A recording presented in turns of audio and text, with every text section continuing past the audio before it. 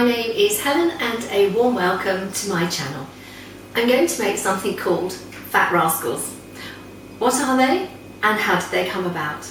I'll show you how to make them and the intriguing story behind this bake. You could actually have a Fat Rascal with butter or with jam and cream if you wanted to, so it is quite a versatile little cake really. In a mixing bowl, place 80 grams of butter. Fat Rascals have been made famous by Betty's Tea Rooms in Harrogate, where these cakes would be known as Fat Rascals. 100 grams of sugar added to the butter and creamed together. Flour. 220 grams of self-raising flour.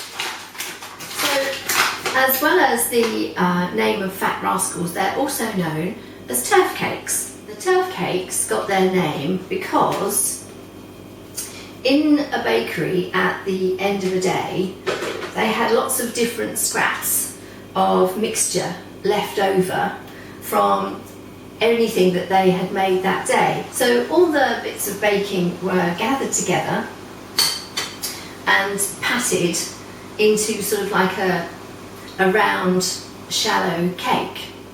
And then what they would do is put it in a pan and they would cook it in the embers of the fire, or they would put it on top of the fire on sort of like a grill or something like that. And that's how they used to bake them. So because it was in the fire and most of those fires were made of turf, that's how they got the name. So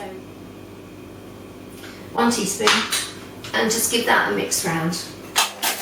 100 grams of mixed fruit. 1 teaspoon of mixed spice. 1 beaten egg.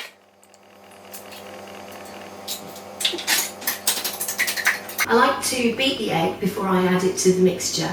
And also it might need a little drop of milk, so I don't do that until the egg has been incorporated with the flour, just to see how much I need. And I've got my vintage Kenwood Chef here. I absolutely love it. It really does a good job for me. And you can get these serviced and you can still get all the parts for them, which is totally amazing for this vintage piece. And probably heirlooms in some cases.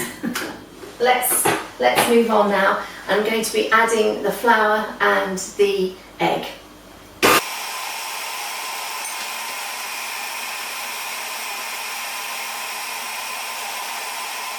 I'm also going to be adding the spice in as well. Our mixture's looking a little bit dry, so I'm going to be adding just a little bit of milk, 1 teaspoon at a time, just to make sure that I don't put too much in.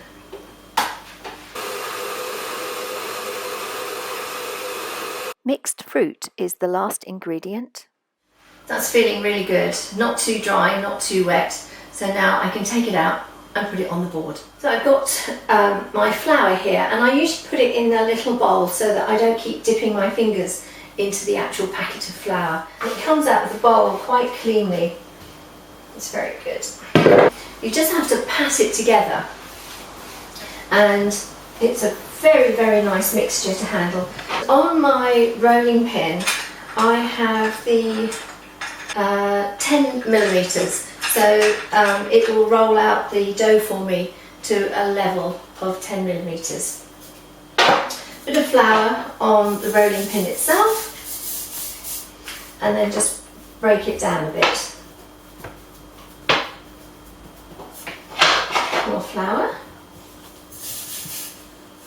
And then you can roll.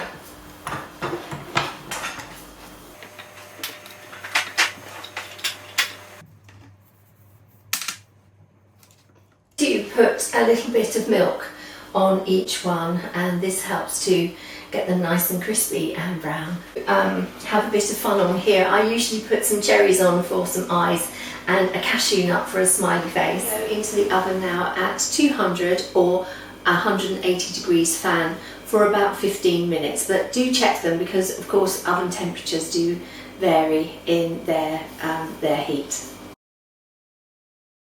These Fat Rascals look so cute with their smiley faces, and they look absolutely delicious too. There are various ways to eat them just as they are, or with butter, jam and cream, whichever way you choose to eat them. I'm sure they're going to be a favourite. So it's time now for me to do the taste test, and I'm just going to have them as they are. So the sweetness from the cherry on the top is a nice little surprise, and also the crunchiness from the cashew nut as well. I don't think this one's going to last very long. It's absolutely delicious. Come on back and see what I'm baking next time. Bye!